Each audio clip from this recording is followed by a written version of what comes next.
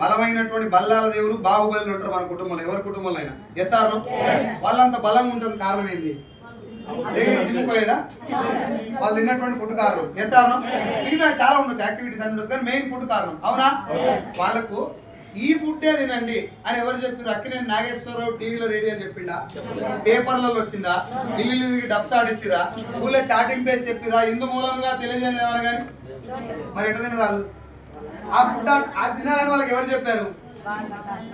తిన్నోడా తిననోడా? వాళ్ళు తిని ఇది మంచిది బిడ్డ, ఇది తిను, ఇది మంచిది కాదమ్మా, ఇది తినకు. Yes or no? వేపకాయ కూడా ఎవడో ఒకటి తిని ఉంటాడా లేదు? వాడిది తినక తమ్మి ఆపకాయ మంచి కూడా తీసి పడగారండి. అవునా?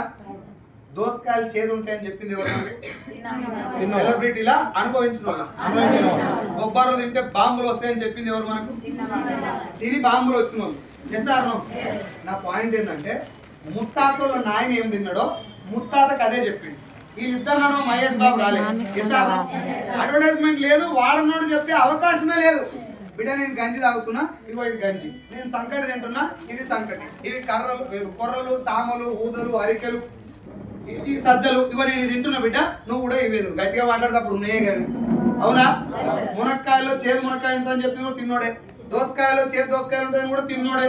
ఇగో ఈ కూర తింటే వాతం అవుతుంది, ఈ పప్పు తింటే ఇట్లా వస్తుందని చెప్పి వాళ్ళు అనుభవించి మనకు చెప్పారు. కాబట్టి డిస్టర్బెన్స్ ముత్తాతలు నాయనకి వెళ్ళి ముత్తాతకు వచ్చింది. ముత్తాత తిన్నది తాత తిన్నాడు, తాత తిన్నది నాన్న తిన్నాడు. తాత చెప్పి నాయనకి ఏమేమి తినాలో. ఇప్పుడు నాయన ఎవరికి చెప్పాలి ఏం తినాలో? ఎవరికి? మనకు చెప్పాలి. నాన్న మనకు చెప్పిన దాకా మనం ఆగినవా? మనమే ఉల్టా నాయనకు నూడిల్స్ పెట్టినవా? ఎగ్ పప్పులు, కర్రీ పప్పులు, మంది, ఆంది, ఇంది ఇదంతా అయ్యే పెట్టింది ఎవడు? ఇప్పుడు నా పాయింట్ ఏంటంటే మనకు నూడిల్స్ చెప్పింది ఎవరు? నాయనకు మనం చెప్పినాం ఓకే, మనకు చెప్పింది ఎవడు? తిన్నోడా తిననోడా? గట్టిగా వాడు ఎందుకు తినలే? తిననోడు చెప్పినా మీరే అన్నారు, వాడు ఎందుకు తినలేడు? అంటే వానికి మంచిది కాదని నీకు తెలుసు. వాడు మంచిది కాదు కాబట్టి తినడం తెలుసు. వానికి మంచిది కాదు, నీకెట్ట మంచిది పడేది? మరి థింక్ చేయండి. నేను ఎవరికి ఆన్సర్ అడుగుతలేని ఆలోచించండి. ఆయనకు మంచిది కాదని తింటలేదు సార్ మీరే అన్నారు. నువ్వు తింటున్నావు ఎందుకు? నీకు మంచిదా? పోనీ మంచిది కాదని ఆయన తింటలేడు, నీకెందుకు చెప్తున్నావు మంచిది కాదు? దేనికి? డబ్బుల కోసం. అంటే ఇది కూడా తెలుసు నీకు. ఏమని? పైసల కోసం చెప్తున్నాడు. ఆయన గుట్కా తినడు, వాళ్ళ ఇంట్లో లేడీస్ ఉన్న ఎవరు కూడా ఈ ప్రొడక్ట్ వాడరని తెలిసి, ఇవన్నీ తెలిసి జరుగుతున్నటువంటిది మోసం అని అర్థమయ్యి నువ్వు నూడిల్స్ తినటమే మొదటి దరిద్రం. నీ అయ్యాక తినబెట్టినావు, ఇది రెండో దరిద్రం. తాతకు కూడా థమ్స్అప్ పోసినావు, ఇది మూడో దరిద్రం. నెక్స్ట్ జనరేషన్ పిల్లలకు కూడా నూడిల్స్ పెట్టినావు. ఇన్ని దరిద్రాలన్నీ మనం చేసి లాగుల చేతులు పెట్టుకొని 14 ఏళ్ళకి మెచ్చుకోవాల్సిన మన ఇంటి ఆడబిడ్డ 9 ఏళ్ళకి మెచ్చురైతే కాలం ఖరాబ్ అయిపోయింది అని చెప్తున్నారు తప్ప ఈ జరిగే సినిమా మీద ఒక్కరు కూడా ఫోకస్ చేయరు. మీరు చూడండి, పారాషూట్ కోకోనట్ ఆయిల్ అని ఒకటి ఉంటుంది. ఇట్లా ఏమున్నది? Parachute coconut oil, hair oil. ఆ డబ్బా మీద ఎక్కడ హెయిర్ ఆయిల్ అని రాసి ఉంటుందా? ఒక్క ఎంట్రుక బొమ్మ అని ఉంటుందా?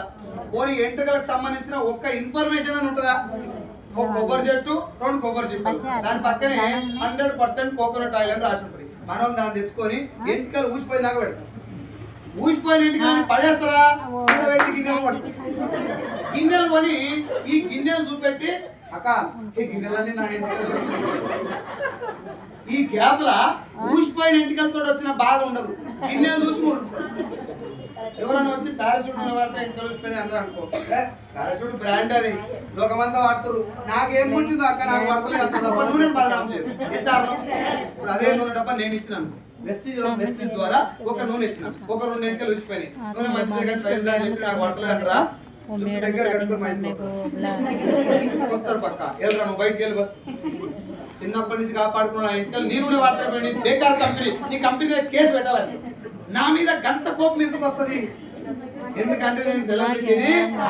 నా ప్లేస్ లో మహేష్ బాబు ఉండి చెప్తే ఆ నూనెలో మంచి నీళ్ళు ఉన్న కాడికి ఊసిపోయినా విగ్గు పెట్టుకొని కవరింగ్ చేస్తారు తప్ప నన్ను బదనాం చేయదు. ఎస్ఆర్ ఈ విషయాన్ని కంపెనీలు వాడుకుంటున్నాయి. మీకు నా మాట మీద ఇంకా నమ్మకం రావాలంటే తెలుగులో ఒక సినిమా ఉంది, సురేందర్ రెడ్డి డైరెక్షన్ లో వచ్చింది. ఆ సినిమా పేరు ధృవ. ఏం సినిమా? నేను యంగ్స్టర్స్ అందరూ చెప్తున్నా, మీకు సినిమాలు చూడటం అలవాటు ఉన్న వాళ్ళందరూ ఈ రోజు ఒకసారి ఈవినింగ్ ఇంటికి పోయి ఆ సినిమా చూడండి. అలా రామ్ చరణ్ చెప్తున్నారు ఒక మాట, నువ్వు ఏ నీళ్ళు తాగాలి, ఏ మెడిసిన్ వేసుకోవాలి, ఏ చదువు చదవాలనో ఒక బిజినెస్ మ్యాన్ డిసైడ్ చేస్తాడు అని. నీళ్ళు చదువు మెడిసిన్ ఆయన చెప్పింది కదా, మిగతా నేను చెప్తా చూడు. నువ్వు ఏ సబ్బు వాడాలి, ఏ సర్ఫ్ వాడాలి, ఏ షాంపూ వాడాలి, ఏ హెయిర్ ఆయిల్ వాడాలి, దేనితో వంట చేసుకోవాలి, దేనితో ఛాయ్ కాసుకోవాలి, దేనితో బండలు తుడుచుకోవాలి, దేనితో బట్టలు ఉత్తుకోవాలి, బట్టలకు వాసన వస్తుంది ఏది పెట్టాలి, మూతికి ఏది రాసుకోవాలి, చెంపలకి ఏది పెట్టుకోవాలి, ఎండుకలకి ఏది పెట్టుకోవాలి, చీమలు రాకుండా ఏది గీయాలి, దోమలు రాకుండా ఏది పెట్టాలి, ఆఖరికి పిల్లల ముడికి